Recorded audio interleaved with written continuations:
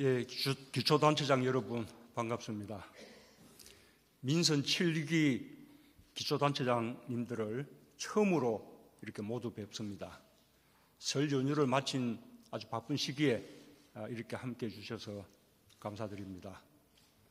설을 앞두고 구제역 때문에 걱정이 많았는데 연휴 기간 동안 확산을 막아내서 아주 다행스럽습니다. 안성시는 간부 공무원들이 구제역 초소 근무를 했고 또 1,000명이 넘는 민간과 지자체 방역기관 소속 수의사들이 전국의 소, 돼지 1,400여만 두 모두를 연휴 기간 동안 접종을 완료했습니다.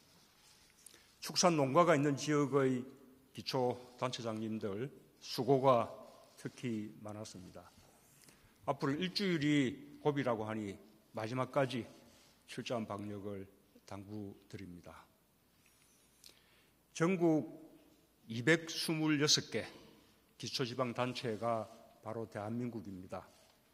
국민들을 가장 가까이 만나는 우리 단체장님들이야말로 지방 분권과 국가 균형 발전의 처음이자 끝이며 한 분 한 분 모두 국정 운영의 동반자입니다.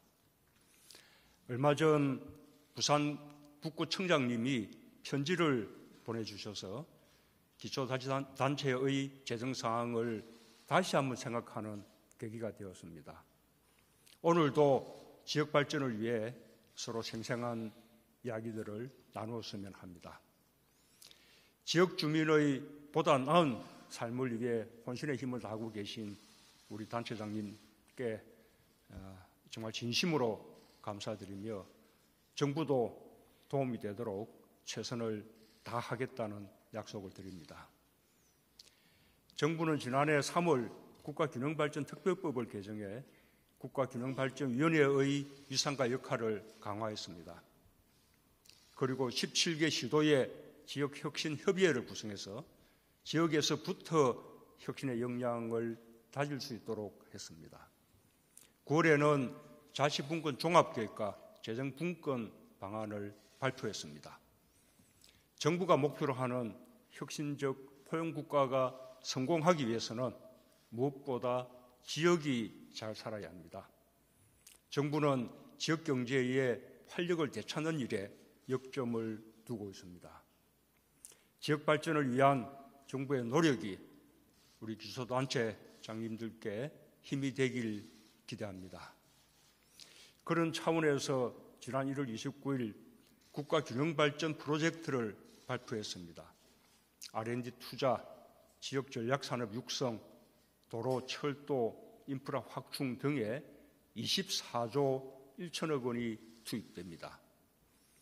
국가균형발전과 지역혁신 성장을 위한 산업 기반이 전국 곳곳에 단단하게 구축될 것입니다. 대규모 예타 면제에 대한 우려가 없지 않습니다. 그래서 정부도 그런 우려를 특별히 유념하면서 예타 면제 대상 사업을 지자체와 협의해서 엄격한 기준으로 선정하는 한편 지역 간 균형을 유지하는 데 특별한 노력을 기울였습니다. 예타 제도는 유지되어야 하지만 국가 균형 발전을 위해 개선할 필요가 있다고 생각합니다. 앞으로도 정부는 지자체와 협력하여 지역 전략 사업을 발굴하고 적극 지원할 것입니다.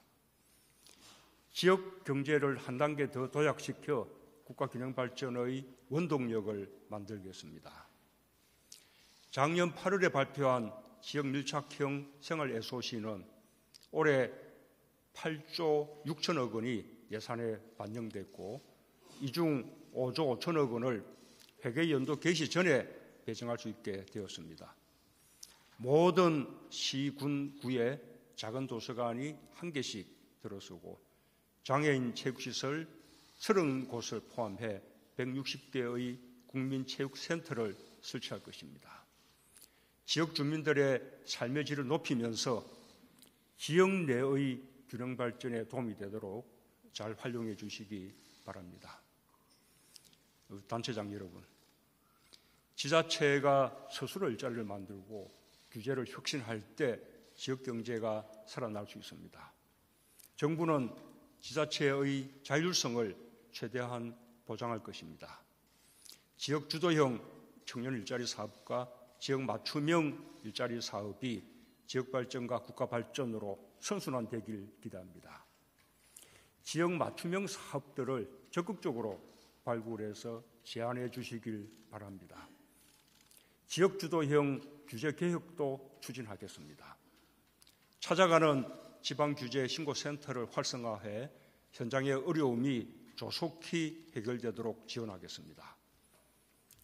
지난 1월 3일 광주형 일자리가 결실을 맺었습니다. 지역의 노사민정이 양보와 나눔으로 맺은 사회적 대타협이며 지역 경제의 회복과 좋은 일자리 창출을 향한 의미 있는 출발입니다. 정부는 어느 지역이든 노사민정의 합의하에 광주형 일자리 같은 사업을 추진한다면 그 성공을 위해 적극 지원할 것입니다. 특히 주력 산업의 구조 조정으로 지역 경제와 일자리에 어려움을 겪고 있는 지역일수록 적극적인 활용을 바람하지 않습니다. 정부와 지자체는 한 팀입니다. 지역의 어르신과 아이들을 돌보는 사업은 지자체와 정부가 함께 힘을 모아야 성공할 수 있습니다. 전국의 지자체가 인력 확충과 시설 마련에 팔을 걷어붙이고 나서주신 덕분에 작년 말 166개의 치매 안심센터를 개소할 수 있었습니다. 깊이 감사드립니다. 온종일 돌봄 체계를 위해서도 지자체의 역할이 중요합니다. 학교 돌봄과 마을 돌봄이 유기적으로 이루어지도록 지자체의 모든 역량을 동원해 주시길 당부드리겠습니다.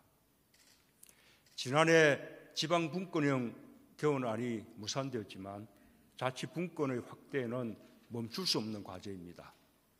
중앙이 맡고 있는 571개의 사무를 지방으로 이양하기 위한 지방이양 일괄법 제정안이 지금 국회에 계류 중에 있습니다. 지자체의 자치권과 주민자치를 확대하기 위한 지방자치법 전부 개정안도 2월 중에 국회에 제출될 것입니다. 이번 개정안에는 지자체의 자율권 확대와 함께 주민투표, 주민소환, 주민발안 등 획기적인 주민 참여 방안을 담고 있습니다. 지방분권법안은 지난해 여야정 국정상설협의체의 합의사항인 만큼 조속히 통과될 수 있도록 국회와 협조해 나가겠습니다. 재정분권에 대한 정부의 방안도 작년에 발표가 되었습니다. 이 방안들을 차질 없이 이행하여 국세와 지방세의 구조를 임기 내 7대 3으로 개선하고 6대 4로 가기 위한 토대를 만들 것입니다. 자치분권과 재정분권 추진 과정에 기초자치단체의 입장과 의견이 충분히 반영될 수 있도록 하겠습니다. 기초연금법 시행령과 보조금 관리에 관한 법률 시행령에 관한 제도 개선도 이미 검토를 지시했습니다. 정부의 복지 정책이 지역의 과도한 부담이 되지 않도록 살피겠습니다. 존경하는 기초단체장 여러분, 올해 한 걸음 더 다가올 한반도 평화는 지역에도 커다란 영향을 줄 것입니다. 지자체에서도 다가올 한반도 평화 시대에 대비하여 지자체 차원의 남북 교류 사업과 평화 경제를 미리 준비해 주시기 바랍니다. 모두 새해 복 많이 받으시고 또 올해 추진하는 지역의 모든 사업들이 성공리에 이루어지길 바랍니다. 지자체가 하는 일에 정부가 항상 함께하겠습니다. 감사합니다.